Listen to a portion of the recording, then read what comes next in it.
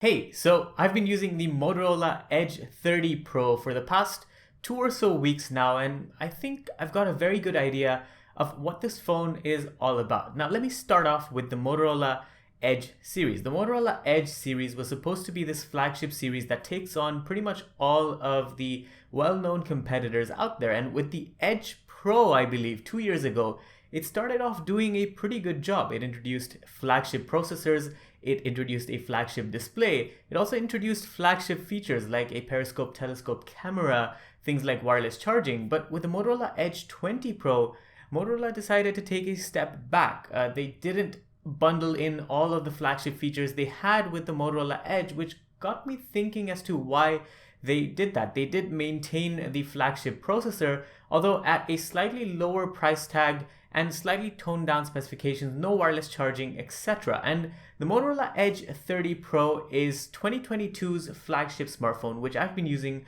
for the past 2 weeks, like I said.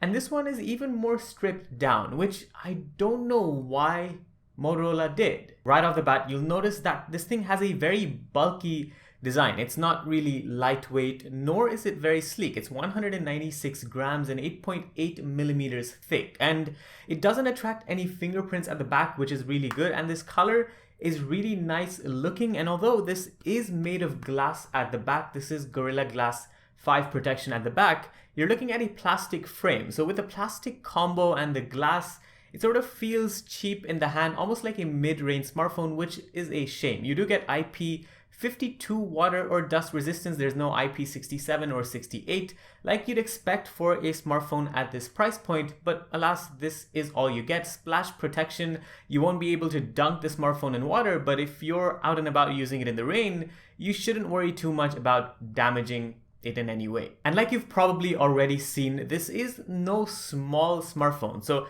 I've got relatively small hands, and for me to be able to hold this thing is a challenge. On top of that, Motorola's design team might have overlooked where they've placed the volume as well as the power buttons. They're a bit too high up, so in your natural sort of resting position, it's really hard to reach the power button and especially hard to reach the volume buttons. And the power button also doubles as a fingerprint scanner, although the fingerprint scanner doesn't have any sort of an indent. So when you're trying to unlock the smartphone, it is really quick to unlock at times, but you sometimes have to struggle as to even if you're pressing it or not. So that sort of confusion is a bit of a problem, a bit of a challenge to get used to. You do get used to it after a week of usage, but I would have liked there to be an indent so you know exactly where the fingerprint scanner is, instead of this being sort of this flush design, which I'm not particularly a fan of. The volume buttons, like I said, are a bit high up, so adjusting can take a while. You can't really adjust with one hand like this because it's quite unwieldy. But again, with usage, you should be able to get used to all of these things just fine. But where this large form factor does come into its own is with the display. Now, the display on the front of the smartphone is a 6.7-inch panel. There's no waterfall curved design. They've gone for a flat panel, which I like a lot. It's a full HD plus panel, OLED as well. A shame that there's no fingerprint scanner built into the display itself, because I think that would have been completely sort of eliminating that issue altogether, but alas, you don't have that. And the multimedia experience, I'd say, is pretty good. You can watch all your content without any problems. The stereo speakers are great too. The only complaint I have with the display is perhaps the bezel. The bezel is a bit too thick around all of the edges. Now, this is me nitpicking, but at the end of the day, this is marketed as a flagship smartphone, and I have to review it like a flagship smartphone. So I think the bezels are just a bit too thick for this to be justified a flagship smartphone.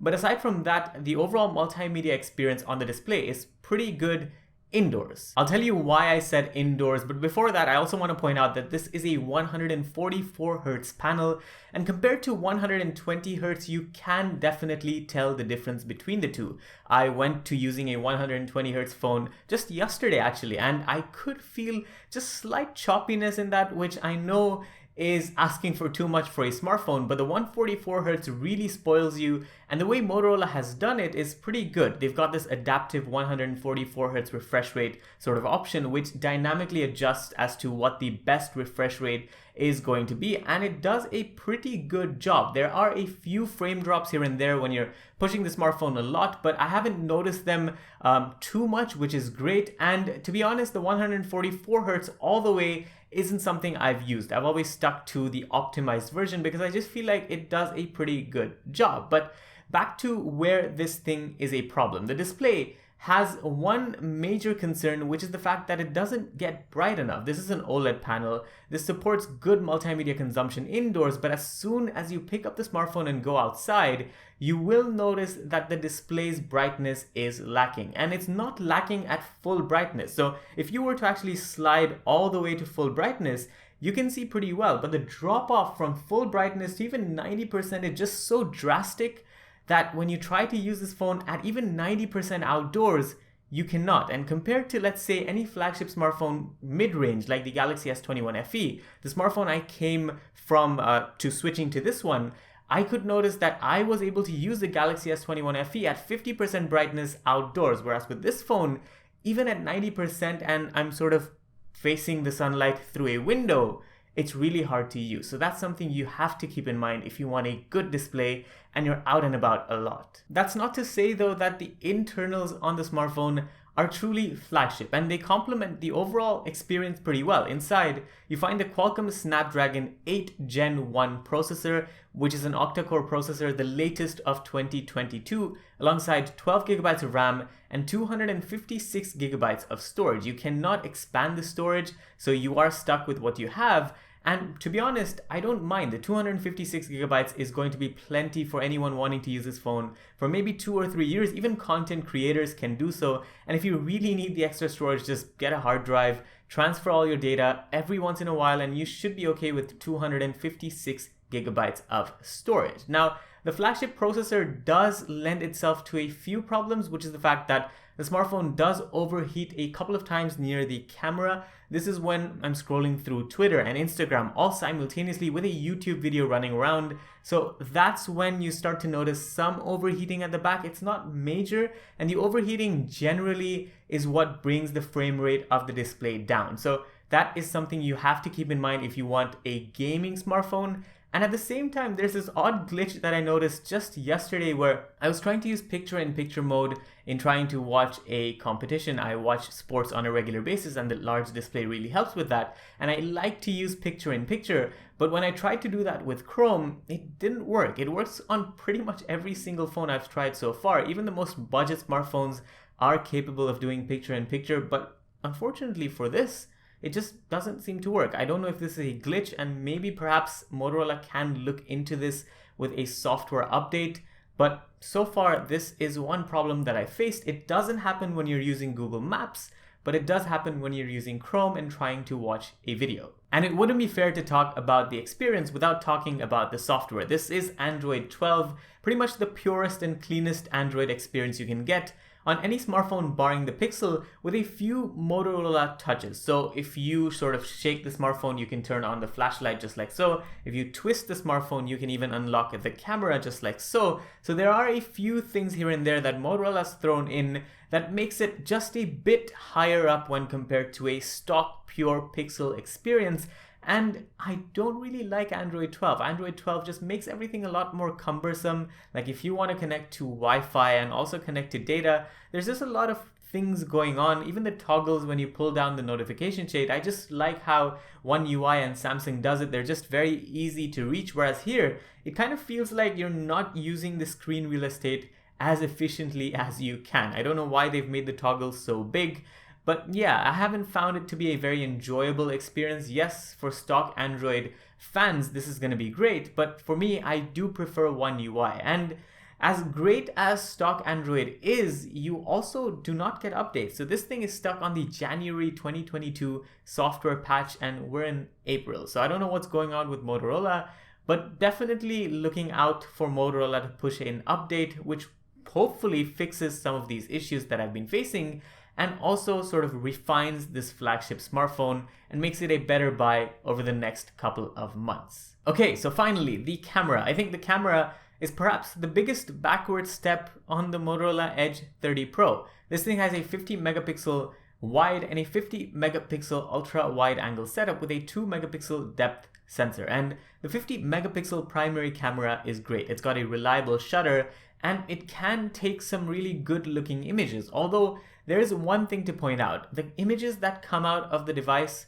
kind of seem very, very color graded. They have this reddish tone to pretty much all of these images, which can be toned down and sort of completely normalized in post. But if you're someone who's just using the smartphone as a means to capture your images wherever you are, this thing is going to get slightly annoying over time. The ultra-wide, while 50 megapixels does lend itself towards a noticeable drop-off in quality, it's not that pronounced during the day, but definitely during the night you do see a big drop-off. And the 2 megapixel depth sensor isn't really a camera that you can use, although I did find with portraits it kind of did a good job when there was a harsh backlight sort of behind me, and the portrait came out pretty good looking. But aside from that, that's pretty much the camera experience. I wouldn't say it's a very sort of feature-packed experience. The features are there in the software, but they're just really hard to navigate. It's not very simple to use.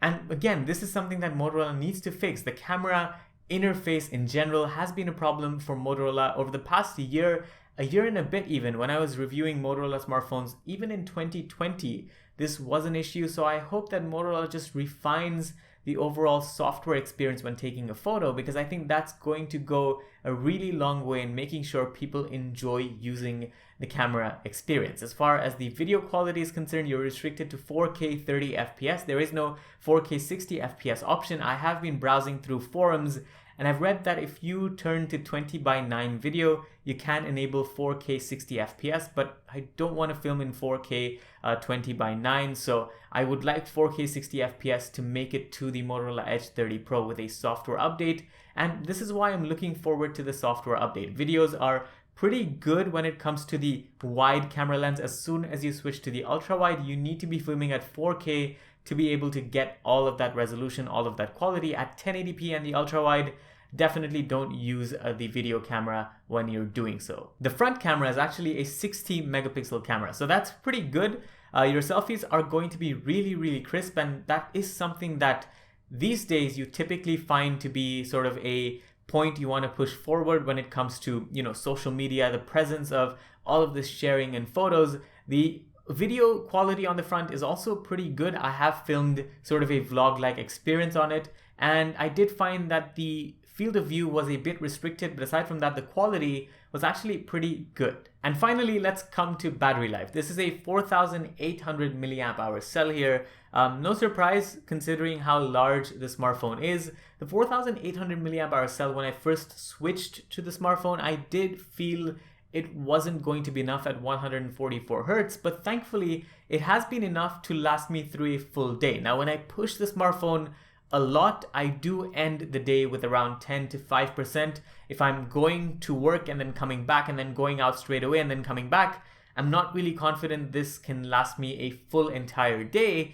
but you do get turbocharging for that reason. There's a 67 watt hour charging brick bundled with the smartphone, and that charges pretty fast. You're looking at a full charge in pretty much less than an hour, maybe 50 minutes to less than an hour, or just shy of an hour, which I think is pretty good. As far as screen on times are concerned, these are going to vary for everyone. For me, I get around 5 to 6 hours of screen on time. There hasn't been a day where I've pushed maybe above 6.5 to even 7 hours. So 5 to 6 is moderate. It's not really pushing it to be the best, but you can survive with this smartphone. And that's about it. The Motorola Edge 30 Pro, compared to other smartphones in the bracket, I feel like it is a very tough sell. If you compare this to the Galaxy S21 FE I reviewed a couple of weeks ago, the S21 FE brings things like IP68 certification, a telephoto camera lens, as well as 4K 60 FPS video, and a lot more for a price that's cheaper than the Motorola Edge 30 Pro here in the UAE. Whereas